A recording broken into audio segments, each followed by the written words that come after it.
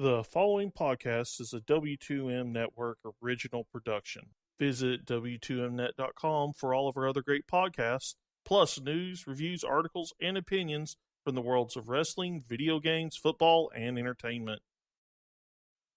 Let's go! What's that? Gator!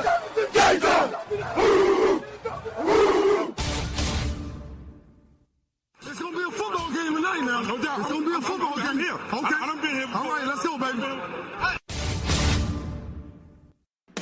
Toss to White.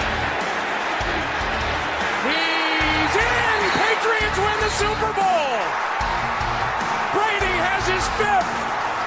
What a comeback!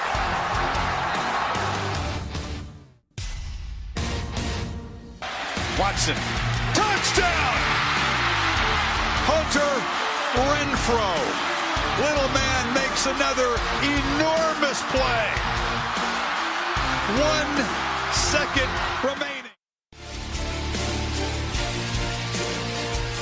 Ladies and gentlemen, football to the max. Your host, Sean Garmer, Gary Vaughan, and Randy Isbell. Hello and welcome to another Football to the Max. Of course, this is the Friday on-demand edition, and I'm your host, Sean Garmer, and with me, as now the permanent man, Mr. Erik Watkins. How are you? Woohoo! Doing pretty well, settling into things. I'm still not buying all of the memes that this is the last month without football. But then again, that's just me. And joining us on the Thursday edition, Mr. Gary Vaughan. It is up, everyone. So, Randy and Gary will be alternating until unless there's a week where they can both be on. Probably like the season preview edition or something like that. We'll probably try to make sure both of them are on so everybody can give their picks and all that stuff. But, so, if you listened last week, or not last week, I'm sorry, I'm thinking of many different things at this point. I've done like 3 podcasts in a row, so you're not the only one. I'm getting things mixed up. But if you listened on the Tuesday morning edition, we started our summer series with the big questions for each team. On this one, we're doing the Buffalo Bills and Miami Dolphins, which helps greatly because Erik follows the Dolphins pretty closely. So, he'll give us the lowdown on that, and lots of questions for the Bills as well.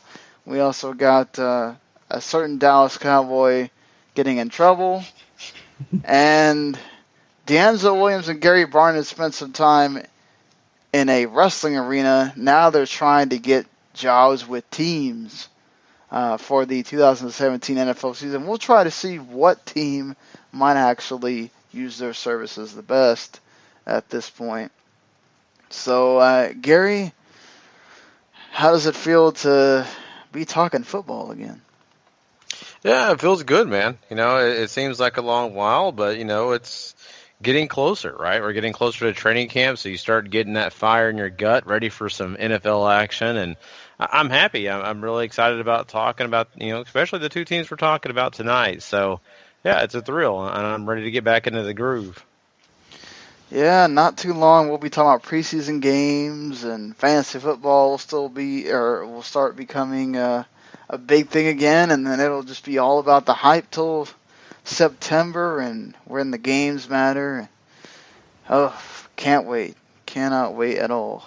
When a big news item is the presenters being announced for the Hall of Fame class, you're in the doldrums of July. Yeah. Which we're not going to talk about on here because it's kind of pointless. But I was about to say, that's still a major thing. Yes, it was a news item that I had to go through. And most of them are somebody's dad or somebody's former coach, like Jason Taylor. Jimmy Johnson is going to present him, or Jerry Jones' wife. So, it's like, all right, I cared about that for like 10 seconds. We can move on. So, Of course, what's pretty customary for this time of year is somebody getting suspended or somebody getting in trouble. And, on the Tuesday edition, we talked about the David Irving suspension becoming a reality. Now we're going to talk about another Cowboy doing something dumb. And this time it's Cowboys linebacker Damien Wilson, who got arrested on Tuesday night on 2 counts of felony aggravated assault with a deadly weapon. This is not a joke, especially in Texas where everything is a bigger deal, legality-wise. Apparently he was coming, this is during the Freedom Fest event that was held in Frisco, in the Toyota Stadium parking lot where the FC Dallas plays. He backed his truck into a woman while parking at the stadium. First of all, are you that blind that you are not seeing that you are running into a woman? Then he decided he has a rifle in his car for some reason. And he starts showing the rifle off to a man. The man is now in fear of his life. Of course, this is a 24-year-old. You do a lot of stupid stuff at 24. I don't know that I would ever think about backing my car into a woman at 24, but apparently for Damien Wilson, this is a thing. He had a $20,000 bond, which for him, that's nothing. And, yeah. Gary, why? Well, when you get players out of Michigan, things happen. So, there you go. Okay, so enough knocking on Michigan. I'm just kidding. But, really the honest truth about this is this guy is not far from being used to screw himself out of the season. I'll say it that way. Coming into training camp last year, this same guy had some kind of paintball accident where he was shot in the eye with a paintball. But I don't know, that's funny. You're supposed to wear goggles. I guess he didn't. Put him out for most of training camp last year and into the season. So maybe this guy just wants to take training camp off, likes that, and they said, you know what, I'm going to take some games off in this season as well. Let's go ahead and do something stupid. I don't understand it. I'm not going to try to play devil's advocate too much. I think he's at fault for a lot of this, but I will say, there was a situation, the other flip side of this coin was that this crowd was, taking up a lot of spaces in the parking lot area. They were not supposed to take as much space as they were, allotted. They were, So anyway, he basically backed his way up. He saw the lady clearly, hoping she would move. I guarantee you she said, I'm not moving. Car versus woman, truck versus woman, doesn't work out in her favor, really. So she should have had a brain to move. She didn't. So now he gets to pay a little bit more of a price because of that. Stupid decision with a gun thing, though. That's dumb. In Texas, you get a lot more leeway with the gun stuff. And I don't know if that's going to be this big of an issue. But the truck versus woman thing, that's the problem. I mean, this is not like when you're leaving a stadium after a game and people are just everywhere and there's sometimes it's just unavoidable. This is look, I need to get out of here. This lady's not moving. Well, I'm going to, try to do something and, don't know if she just didn't see the car or if she just, like you said, just decided I'm not moving out of here. You're going to have to stop. And he just didn't. So. Either way, look, you're the one in the car. If that person decides not to move, it's kind of that situation of when you hit somebody in the back, even if they decide to just stop when they know they could have kept going, guess who gets in trouble? It sucks. Here's the thing that bothers me about this whole thing. I never once read in the article I saw on this, I never once saw in the local news because I live in the Dallas area, anything about this lady being in critical condition. I never read anything about her having a broken arm. I never read anywhere that she had a bruise, a scratch, anything. Right. But the wording in the newspaper, it sounds terrible. It sounds like she was run over. So I think in a court of law, they're going to maybe say, well, you pushed her out of the way. You shouldn't have done that. The legality is that, maybe blah, blah, blah. I don't think any jail time, any prison time is actually going to be taking place. Right. I think they're going to plead this thing out. And the NFL is probably going to say, you have a star on your helmet, you get 3 years suspension. I could see that happening before I saw the court of law sending this guy to prison. I don't think the court of law is going to send her to prison, even if she complains about being hurt later.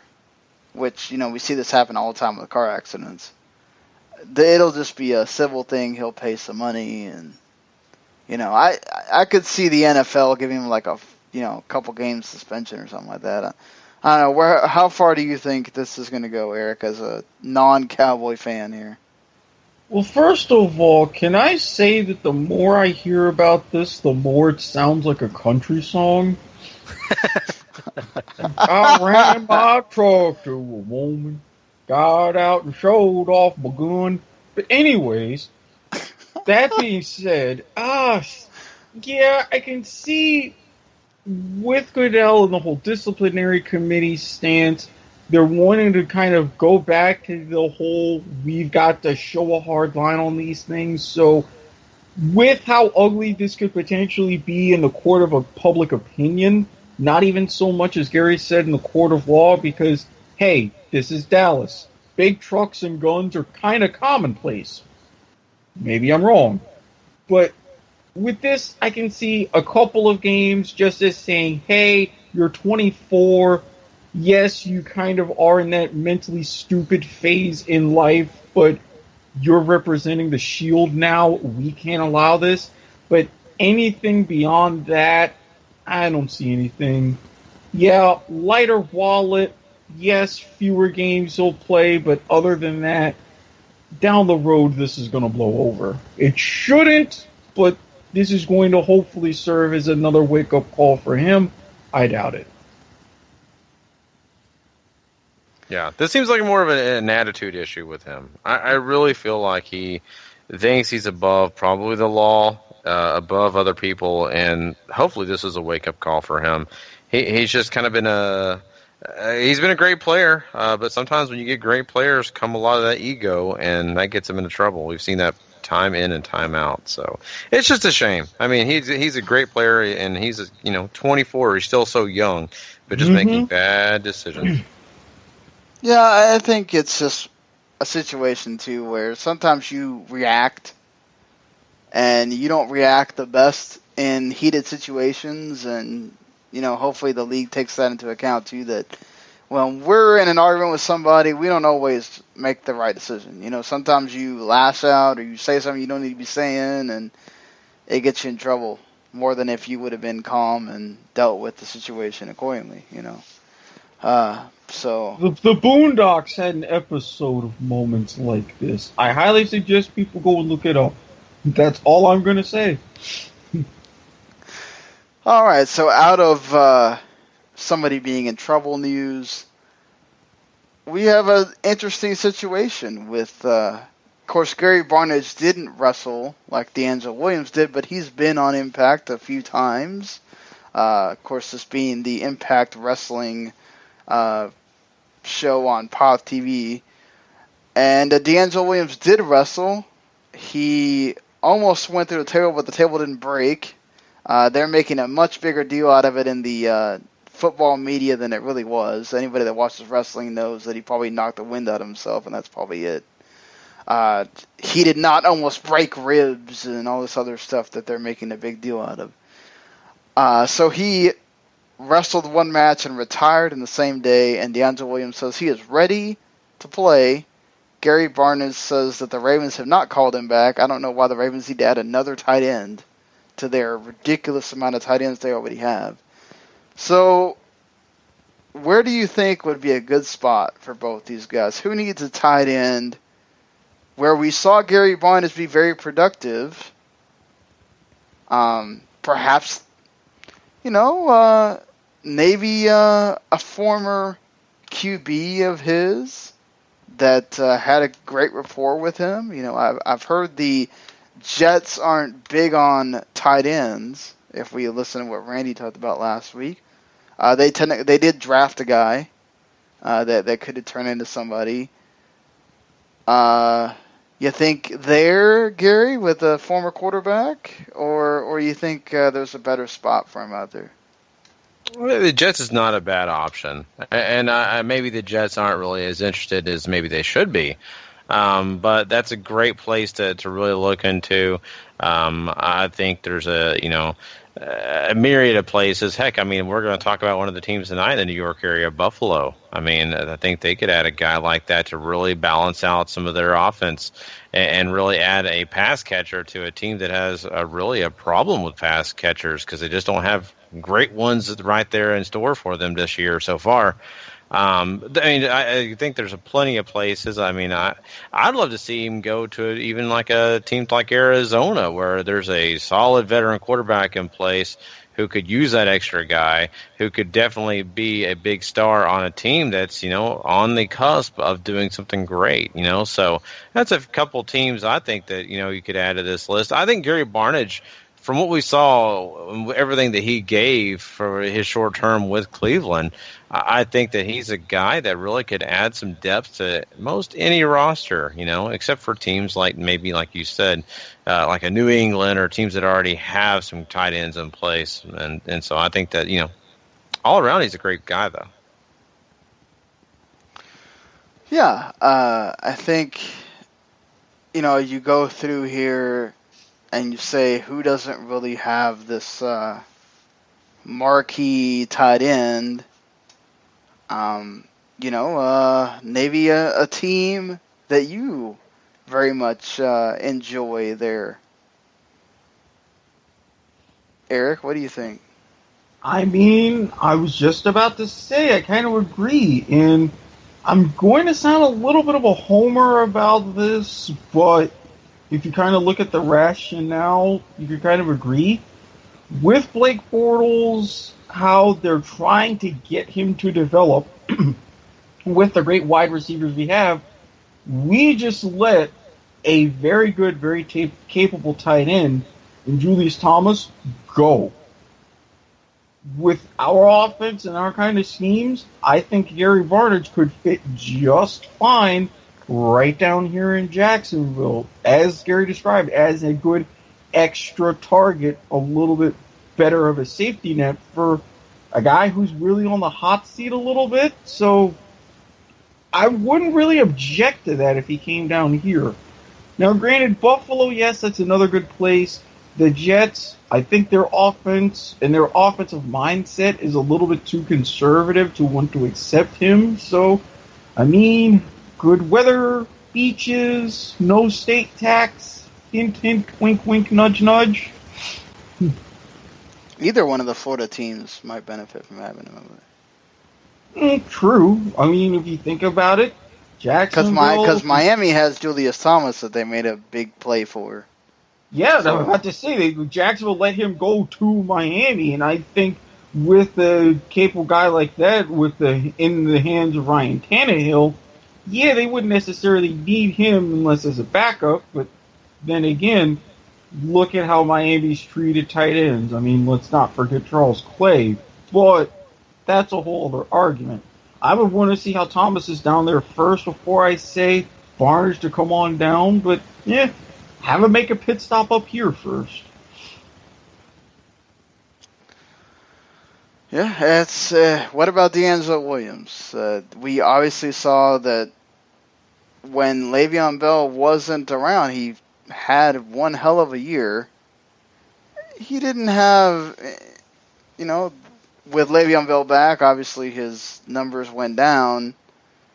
He has quite a bit to give still at his age. I mean, he's obviously past the 32 marker that I think, and now it's even less than the 30 is to where, oh my God, I'm using this guy as an every down back, but he can still catch balls out of the backfield. I mean, shouldn't more teams be looking DeAngelo Williams' way right now?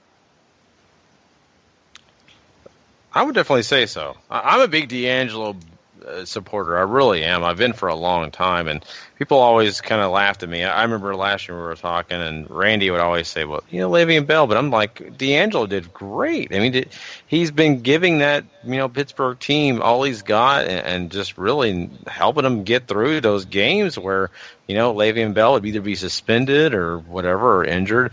And I look at the other teams in the league this year, and I said, yes, he's a year older, and yes, maybe his legs aren't as young as they used to be, but he can give you some help. Even if he's not the star running back, I mean, I think that's still fine. Don't have to be the star running back. He can give your team a help. I would even love to see him go back to where he came from and the Panthers. I think the Panthers, they are in a situation where they got some running backs. I mean, heck, they even drafted one of the young running backs this year that really, is not going to be a pure running back. He's more of a pass catcher. So you could always use the guy that's going to help you more on the ground. And I think going back to Carolina would be a great option for him. I think there's a myriad of places that we could sit here and talk about where DeAngelo Williams' service could definitely boost and really help. I mean, I look at a team like Denver who, yes, they have some running backs that, you could say in their rotation are going to do fine this year, but add DeAngelo Williams to that and your rotation gets even better. Look at New England, the way that they've used their veteran running backs and just bringing in guys. Hey, New England, there's another guy just ready and available. I mean, he would give them a boost too. So I'm a big DeAngelo Williams fan, so I would see him in any situation as good. And for one team that I did see some rumors about that I think with how their scheme is, Seattle. Yes, Marshawn Lynch is gone, now back with the Raiders, but still a little bit smaller than Lynch, but very easily catch passes out of the backfield, can blend into a read option. I think he would be a almost dream fit up in Seattle like he would in Carolina. Instead of having to all of a sudden make minor tweaks to your offense to fit him in, you wouldn't have to tweak anything. Imagine giving Russell Wilson that much extra time and that much extra power out of the backfield. Hey, they won titles and have come close with a guy like that before. You just say they can't again. Yeah, exactly. That's a great addition. I think, also you look at a team like New York who struggled in getting running backs. They really have. The Giants I'm talking about here. And, Giants fans for a long time have tried to rely on some of the running backs that they brought to them. But, like Andre Williams and other guys like that, they've just not succeeded. They've not been able to be those key guys that they've needed. And I think, DeAngelo Williams, maybe, like I said, not maybe the premier guy, but hey, he's going to give you a lot more than some of those other guys that you've been putting into place. And I think Seattle's a great look at that too. So, like I said, there's so many teams.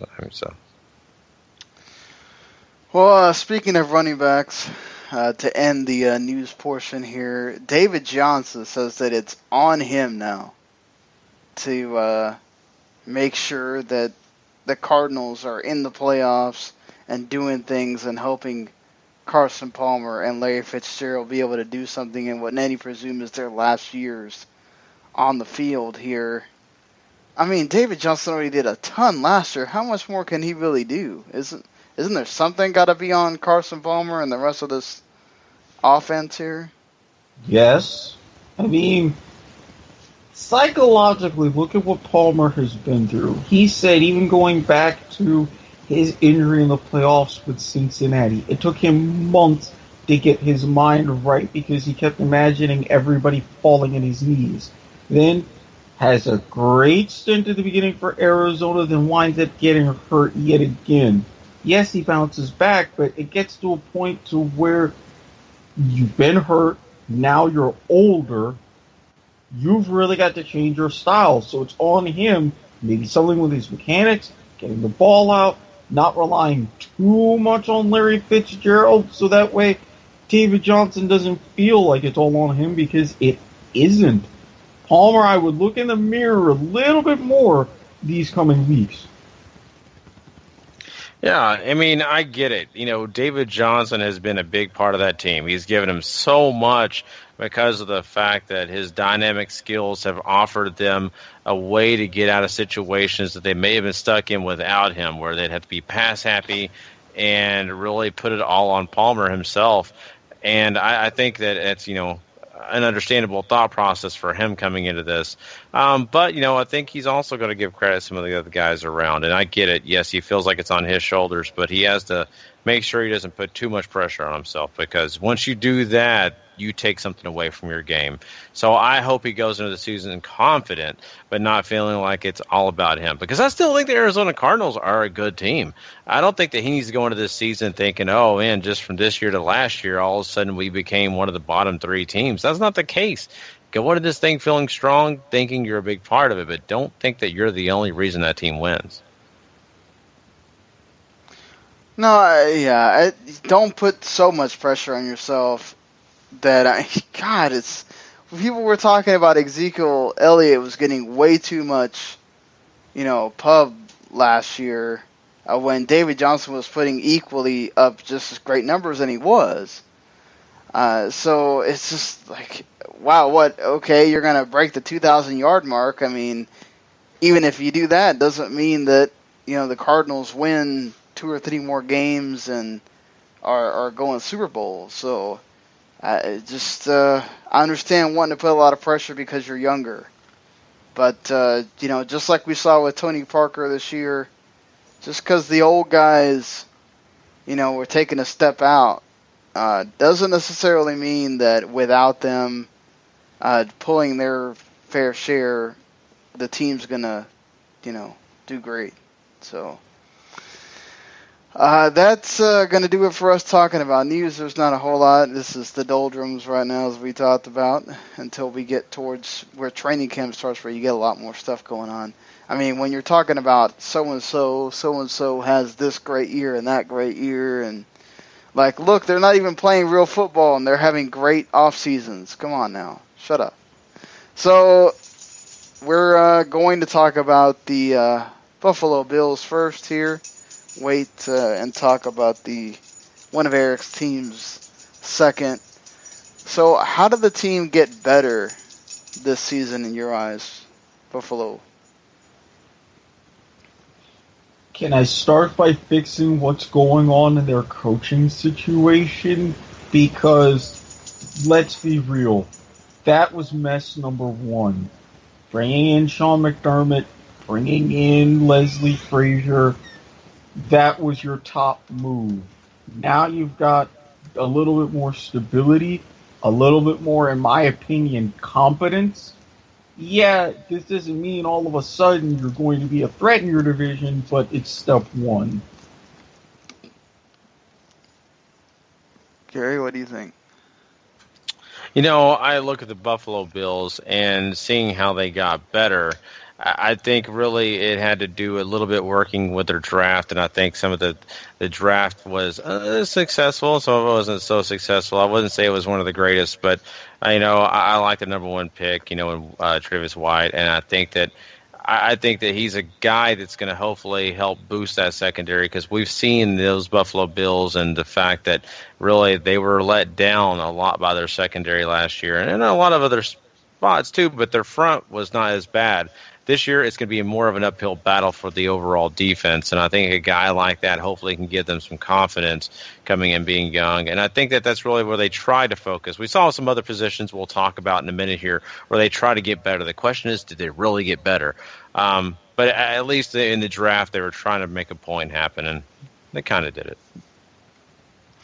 I think they got better by having Tyrod Taylor feeling like he's more secure in his position. Right, I think obviously all the talk last season was, is he going to be there next year? Do certain people, especially the guy that just got fired from that spot, Doug Whaley, liked E.J. Manuel better? I mean, the thought that was even creeping in someone's mind is just stupid. But, some people, you can't help them at all. I don't know how some of these guys become GMs.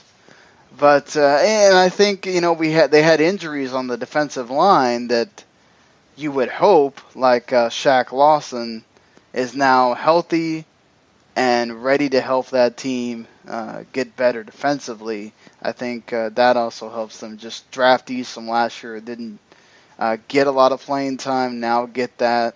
And I think Tyrod Taylor feeling like, okay, I don't have to sit there and just go crazy trying to prove myself. I know where I'm at. Yes, that can lead to complacency, but Not to mention, you hope that Sammy Watkins also around for the start of the season, which, he got hurt really early on, and it took forever for him to come back.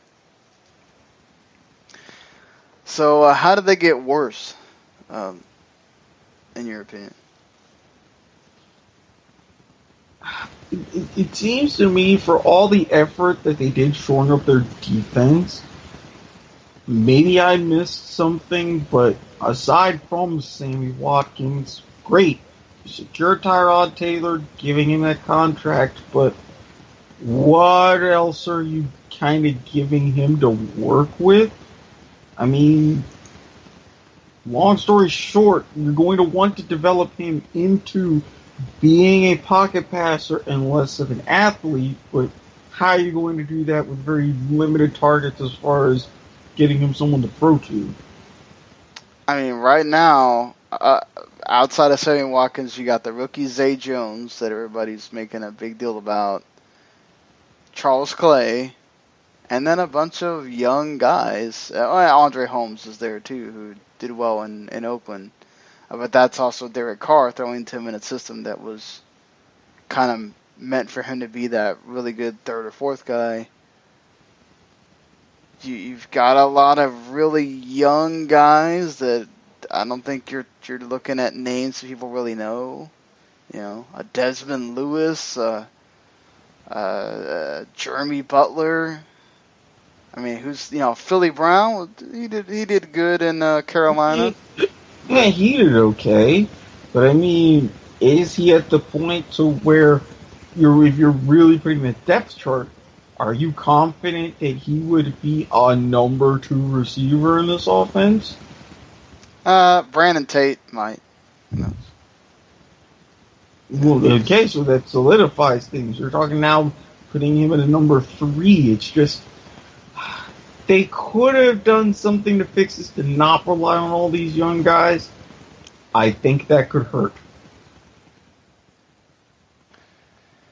What do you think, Gary? How'd they get worse?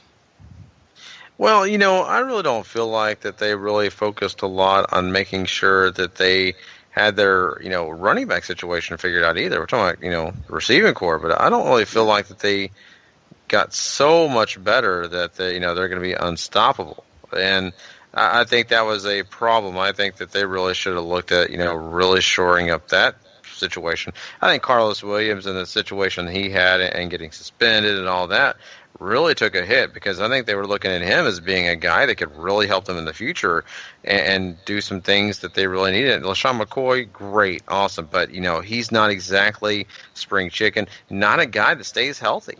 Not a guy that's going to keep you going all year around because of the fact that, he's, like I said, durable, wonderful, but he's only one guy, and we know in this league you can't just depend on one guy anymore. It's really become a situation where most of these guys have to have durable backups that can help them move them along. Once again, we'll go back to the Pittsburgh Steelers.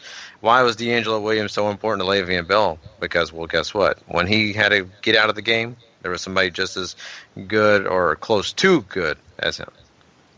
To be fair, when DeAngelo Williams was leaving Carolina, many thought that, all right, he's kind of gotten past that time. He's getting to that age where he's not going to be so relevant. And then absolutely he, dropped everybody's. He floored everyone with how he performed. I think Jonathan Williams has that possibility. Not having played last year, coming in essentially this being his rookie season, if he stays healthy in training camp, he could be that guy that we saw at Arkansas and really knock everybody's socks off there. I think Mike Tolbert can also provide a good, I wouldn't say a 1-2 punch. It's a good kind of guy you can put in if, say, you need him for a game or so, if McCoy gets hurt. But, yeah, it's not anything like Carlos Williams where you went, all right, I'm not so worried if McCoy doesn't play because Carlos Williams has got my back here. Mm-hmm. But you don't even have a Gillislee either like you had last year. Exactly. Thank you. And that's the thing. I mean, and it's not about anything to knock these guys that are backing up, LaShawn McCoy now. It's just for the fact that I don't really feel right now as we sit here game one, those guys are going to be right there to help McCoy if he tweaks his knee in game one. They'll be there. They'll be ready, but it's just not going to be that same level. And that's going to hurt the overall offense because, once again, we just pointed out, the receiving core is not going to save the day. Tyrod Taylor can only do so much running around, and if the running backs aren't ready to pick up the game, that offense is going to be so inept, we will just kind of stare at it while it just does nothing. So what are you excited to see in training camp from the Bills? Is it some of these defensive linemen get better? Is it that running back position? Does somebody come out and show themselves as being that number two? Is it the receiver position? Or is it a certain player? Like what excites you about training camp preseason for the Bills? How's Tyrod going to do with this big contract? Is he still going to have all of these big T-Mobile style ways, or is he, since he knows he's in the best position to be the franchise guy, is he going to develop, as I said earlier, into being a pocket guy and maybe help work with these young receivers, get them into the flow of an NFL offense? Now, granted, this could be another bland, vanilla 17-9 every week type of season, but I want to see them go beyond that, even if they do only wind up winning 6 or 7 games. Somebody that has T-Mobile, I totally get what you're talking about. Like, they changed their stupid, what they're offering, like every month, and it changes your bill, and it's so annoying. And I mean, if I'm Tyrod, I completely shed that nickname because I mean, it is really, it was cool when I started, but now they're doing this and I'm doing this. No, this has got to stop. I do not want to be associated with that at all. If I'm Tyrod Taylor, anything in particular for you, Gary? Looking at this whole team, it's going to be really interesting, and I think you could talk about positions. I want to talk about a player. I really want to see what Zay Jones does. I really do. I want to see him come into this and see if he can prove that he's what they want him to be.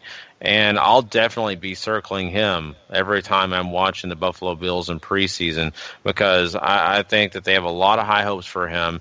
He's a guy that basically has a lot of the intangibles, but it's just that cannot move over from the college game into the pros. And I'm really curious to see if he can kind of help that offense as well and being a weapon that maybe they haven't had. I mean, we've all saw Sammy Watkins and the guy he's supposed to be, and the fact that, I mean, another guy can't stay healthy, can't be on the field all the time.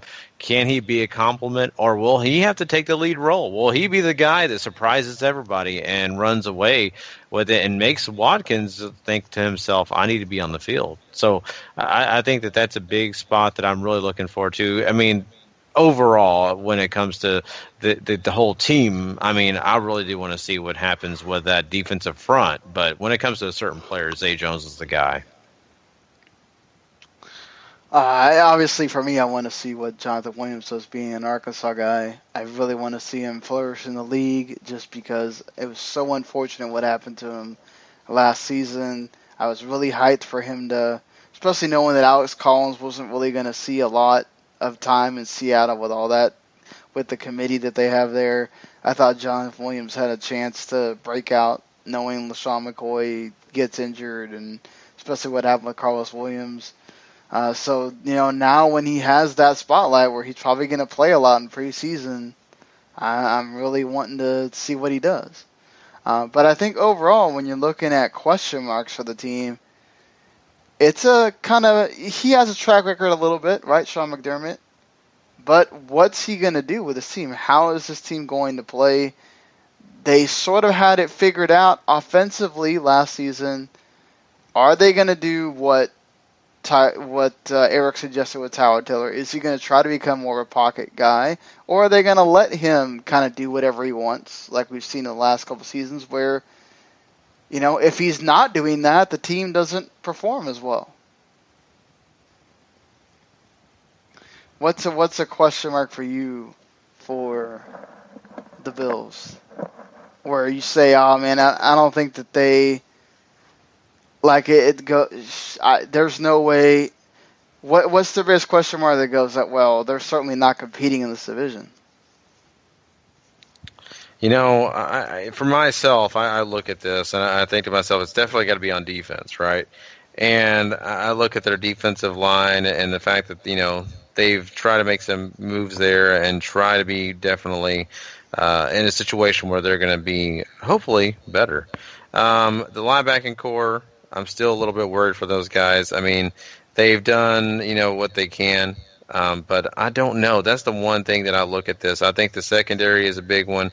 I think, the secondary may be the biggest question mark for me. I think the linebacking core, they try to add Reggie Ragland to kind of help along. They've kind of done some other things to move around, but the secondary, it kind of baffles me. I mean, I just don't know if they have enough in that secondary to really be as successful as they want to be, Erik? I mean, kind of piggybacking off of that, but not so much the secondary. How are they going to establish and take the pressure off of that secondary with the front seven and getting pressure on opposing quarterbacks? I mean, if they're to the point to where quarterbacks, they have a clean pocket all day to throw, that's going to put even more pressure on a slightly better than bare bones offense.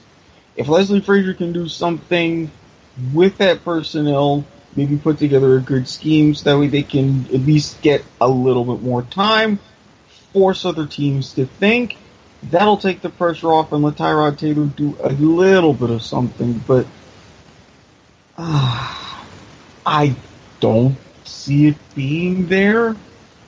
I mean, they have the talent on the line. Yeah. They've got the talent, but how can they now put it together, especially with another defensive coordinator, and be able to learn and execute easier?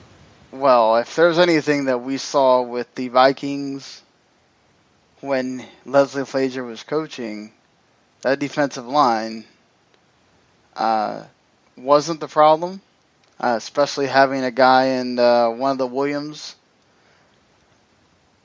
brothers to play there for you.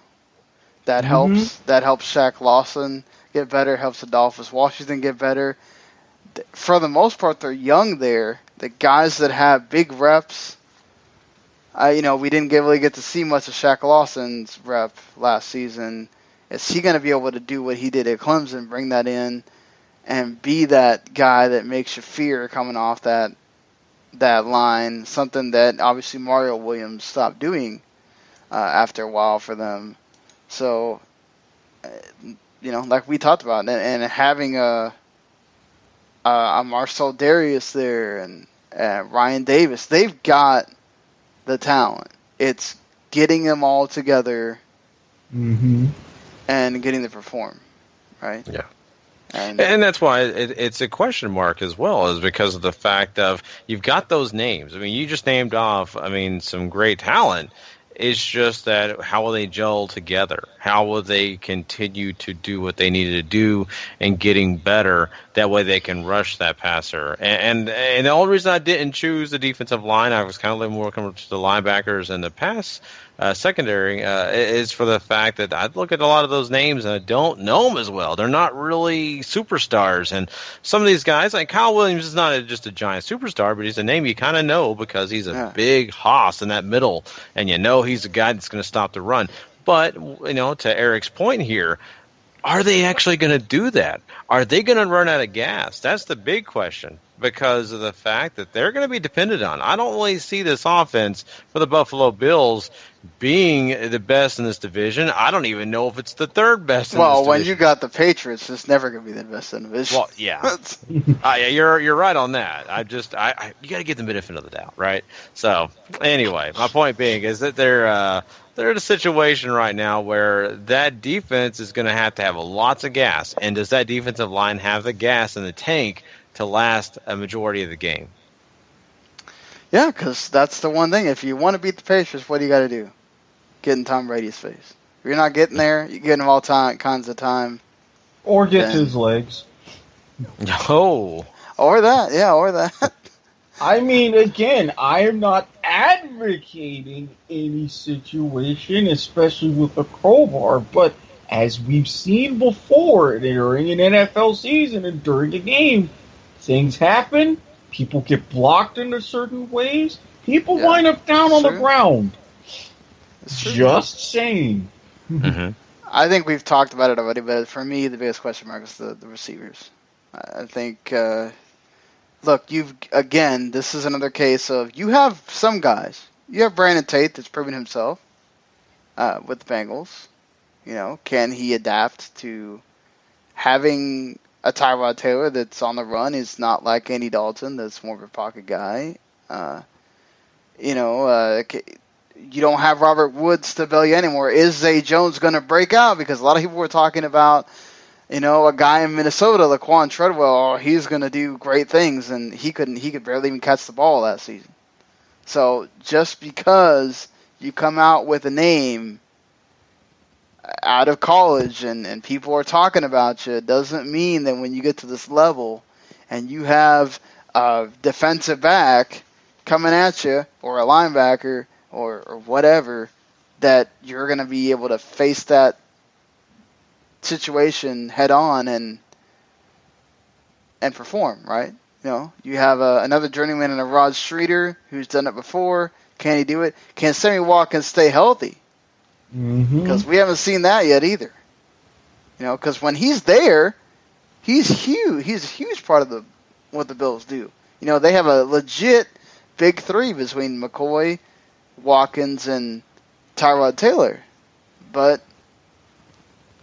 can he stay healthy? That's a big deal. And if he's not, then you're looking at Brandon Tate being your number one receiver, and then everybody else here being the collective, and you're like, well, Charles Clay, I hope you can still bust out some big runs in the middle there to help at tight end, because you also don't have any depth at tight end outside of Charles Clay. So, that's the situation for Tyrod Taylor. He might be faced with still having to be that athlete because you don't have the base around him. So I think that allows us to move on from the Buffalo Bills. Let's get to the Miami Dolphins here. Of course, Erik knows them much closer. I have to, I live in Miami here, so I have to hear a lot about the team as well. That last year, they were a sexy pick to do something. They, I think, performed a lot better than people thought they would. But still, many question lots of things about the Dolphins for right now. And when we talk about questions, how did this team get better, Erik? The way that they drafted, especially along the defensive line. I've been hearing Dombo Kong's rave about that pick. Unfortunately, the name escapes me at the moment, but a lot of this really because Sue put a good bit of the spotlight on himself, especially with his words and especially with everything he said about the Patriots within the last couple of days. Between all of this and the monster contracts and him being the defensive guy, it was on him to perform, and he really, being one of the only defensive guys, hasn't. Now that he's in line to get a little bit of help, he's due to kind of get back to his old ways performance-wise. Hopefully not antics-wise. But I love the fact that Miami was like, okay, We've got our offense just about settled. We made our big moves. This is what we have to do in the draft. Pinpointing it almost perfectly. I think you're probably talking about Charles Harris. Yes. Which is the guy the Cowboys could have got. Had the Dolphins not taken it. But hey, we got Taco. So that's all that matters, right? He's already endorsing tacos. I mean, you can't get any better than that with your name. See, Taco, how is it right, he's Gary? getting the endorsement without any of the ideas, yet I put all the stuff? Because he just has the name that makes it easy. It's just, how do you think they got better, Gary? Well, they've done a lot of things, in the past to really work on getting their team in a better situation. And I think one of those additions was Julius Thomas. I mean, we talked about that earlier. I think that's a great addition. I think it really helps bolster that offense. Definitely another weapon for a guy that I'm not a big fan of, Tannehill. I think that's one. And, I think that, they're a team that really did work on the defense. That's another situation that I really have to give them credit for, because they really try to make sure that they set themselves up right. I mean, you got to look at McMillan they added into the draft. I mean, he's a linebacker that I think a lot of, and I think that's going to be a great addition to them, helping out guys like Thomas and some of the other guys So I think that there's a few things here, but I really look at the fact that they did really try in that draft. I mean, I didn't want to just take Eric's fire because that's what I was looking at, but I'll say there's a couple of things, though, and I think that's one. Julius Thomas really thinks a big help in adding, some great, depth through, working on free agency and things like that. I think they helped their offensive line much better than the problems they had last year, where they finally got rid of the problem child, and the guys didn't want to be there. Now Larry Tunsil's there, and he can take that starring role, and just by him having another year, I think he helps improve that defensive line or that offensive line. I think helps Jawan James get better. I think that the guard play is going to be better. Just from when you've got that dominant guy there, he makes everybody on that line better. And you get rid of a Brandon Albert that obviously he's been wanting to get out for like 2 seasons now. He's gone. Let them do what they're going to do. But for me, the way that they got weaker is they didn't really address their situation with the defensive backfield, which has been their, they had that resolved kind of like a couple of years ago. They let Bryce McCain go. They sort of try to replace him with Maxwell. I don't know if that's a like for like there, but they've always sort of had that issue in the secondary, and I don't think that they really addressed that too much. That's really about the one area of the field that they didn't address, and I mean, I guess they're kind of gambling on, similar to Buffalo, that front seven doing a lot of the heavy lifting, but they also had Lawrence Timmons that we didn't even mention. That's going to be a huge veteran presence for them too. Yeah, and that's all well and good, but when you're not getting to the quarterback or forcing turnovers closer at the line, you're going to want to intercept passes. And with this secondary, I really don't know if that's there. So maybe there's another hidden move or something that we don't know about just yet. Maybe things get tweaked in preseason, but if you're looking for any sort of weakness, that would be the one. I know, but when you're looking at that front seven that we're talking about here, they should be getting to the quarterback with not much issue. Right, and that's why I say maybe they're doing that, and that gamble of that's why they didn't address to the backfield. But again, it's always better, especially if you're going up against the Patriots twice, to have a complete as defense as possible to make anything potentially happen. Granted, it usually doesn't, but the opportunity is there. Yeah. You see anything different, Gary? Or No, you guys are pretty much on it, and I think really, the Dolphins, like I said before, they really worked on getting better this year. I mean, through the draft, through free agency, you're looking at all the weaknesses they had. They really worked on just getting better. If I'm going to nitpick, if I'm going to sit here and just really have to find something other than what you just mentioned, Sean, which was that defensive backfield, which honestly I look at it too and I say, man, they need some names. They need somebody on that, that defensive backfield that can really. The young guys are going to have to step up, Yeah, well, yeah, exactly, and a team like the Dallas Cowboys are dealing with that same thing. They've got a lot of young guys in that position. If they can step up, great. If they can't, you're in trouble. And I look at the fact that this receiving core is pretty solid. I mean, if those guys like Landry Jones and just really step up and they keep their game going and keep going strong, I think they're going to be fine. I think, though, that, they were so happy about signing Julius Thomas. Awesome. That is super cool. Because Jordan Cameron was just dropping balls all over the place last year. I know. So here's the thing, though. Here's the only issue, and this is what I'm going to talk about, and that's the fact that getting a guy like that is wonderful. They really should have helped add themselves another guy or try to draft one that could really give them, because this year's draft was really heavy with tight ends. They had tons of guys that really honestly step in, do great. Fasano is their backup. Fasano has never really done anything for them, never really been a he guy. He scores touchdowns. Well, yeah, here and there. Not the focal point.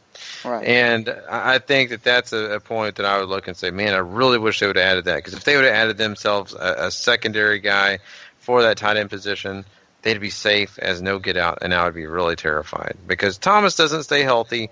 He's a guy that is amazing when he's there, but when he's not, I worry a little bit because now that's one less thing that offense will throw out there. Other than that, that's just nitpicking. I think that they've done pretty well, man. If I was going to be a jerk, I would say their quarterback position for sure. I think Tannehill with Gase has proven that he's pretty good. It took Gase coming there, but it is what it is. Sometimes you got to find that perfect pairing. Well, Erik doesn't know the running thing with me on this show, and that's fact.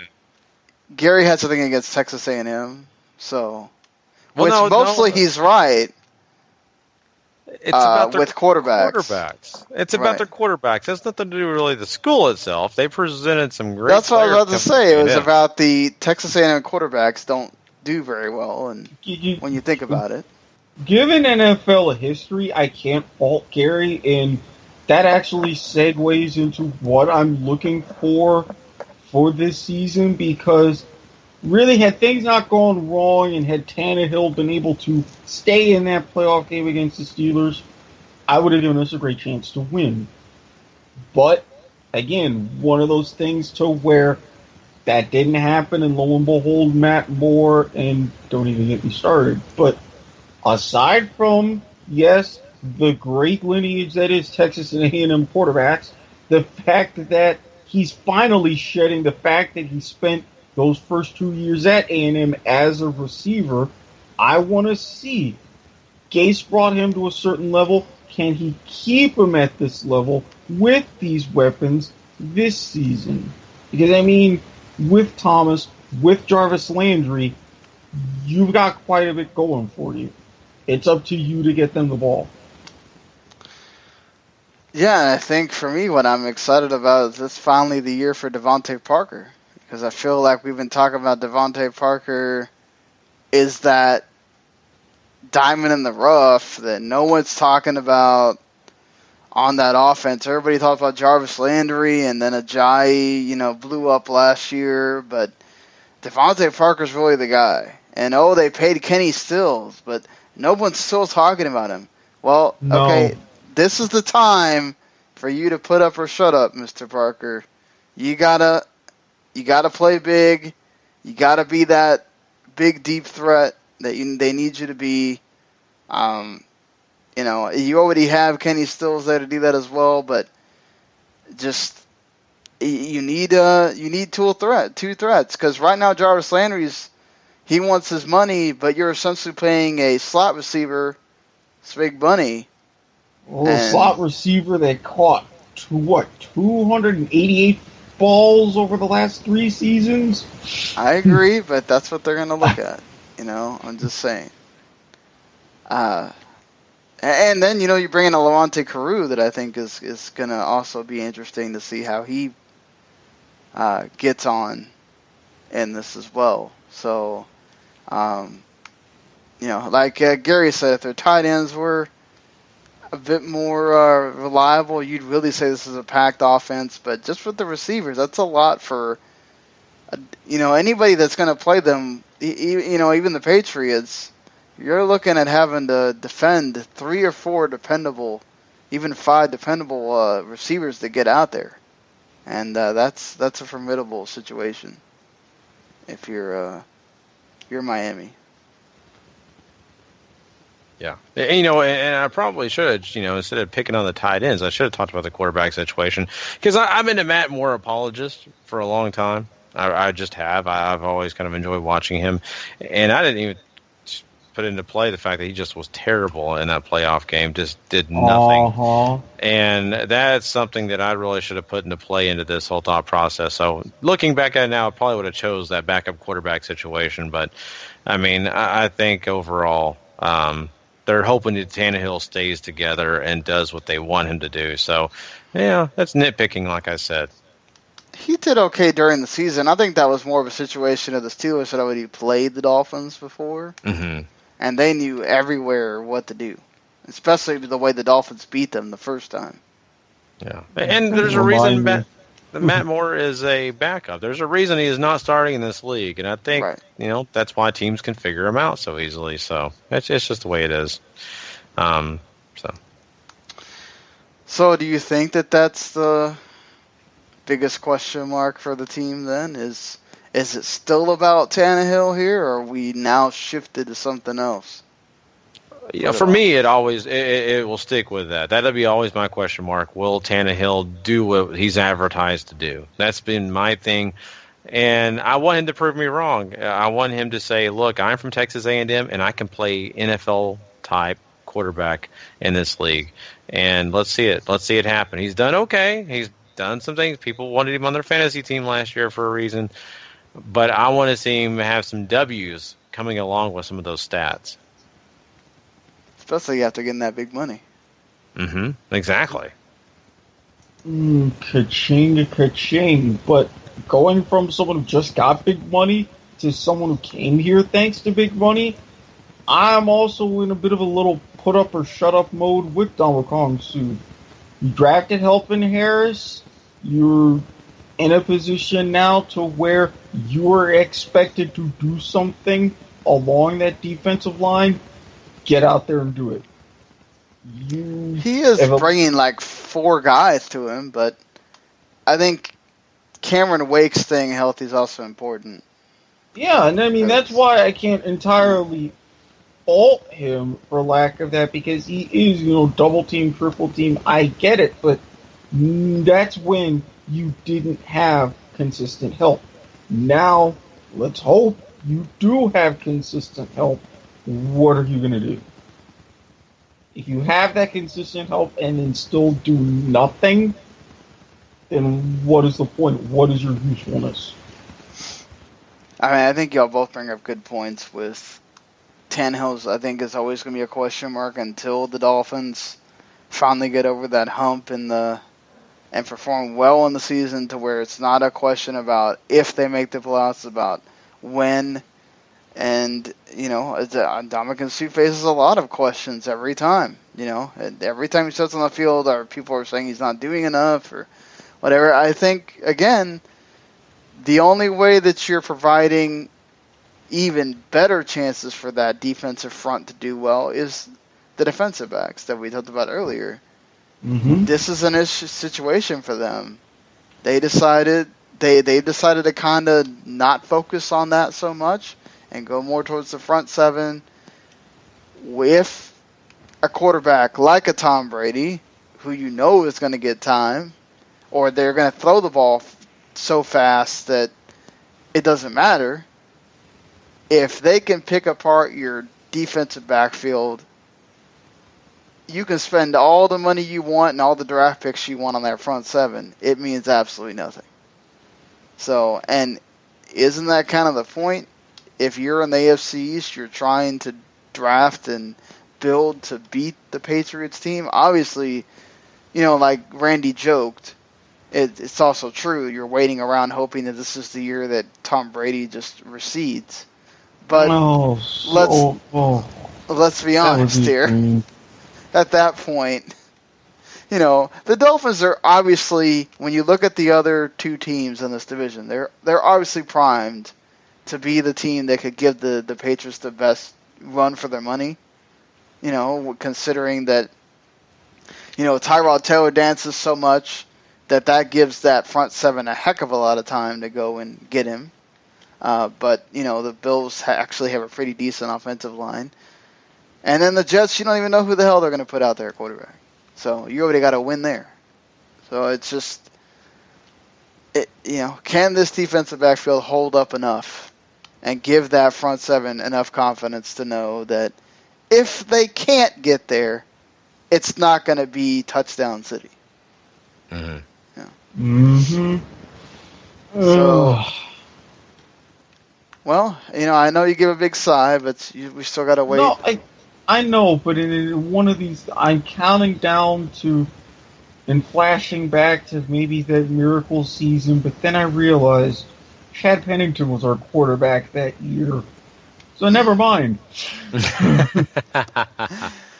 All right, so that's going to do it for us for the week. We'll be back on Tuesday morning with starting another division, as we'll be doing the AFC West next week. And, man, that's going to be difficult. You got all four of the teams are formidable in that division. So, lots of things happening. We talked about a certain quarterback in that division getting their extension last week on the last show. So, how can the Raiders translate that into, what are the Broncos doing, the Chiefs, and even the Chargers to get better or worse? So we'll cover all that next week. If you enjoyed what you heard here, you can, of course, subscribe to us, Football to the Max, anywhere. There are podcasts, Google Play, YouTube. We're on there. Just search WTM Network.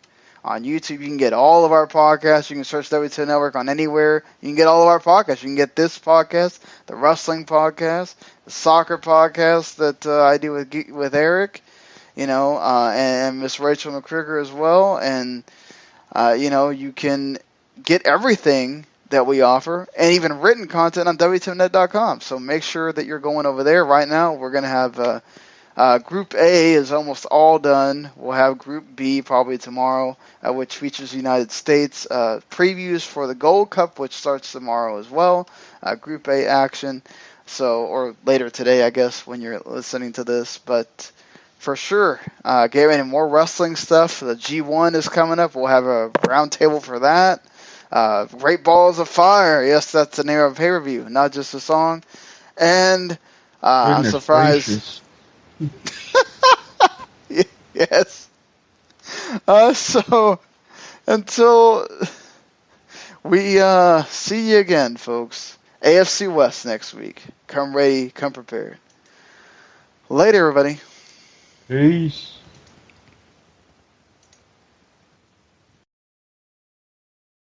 The following podcast is a W2M Network original production.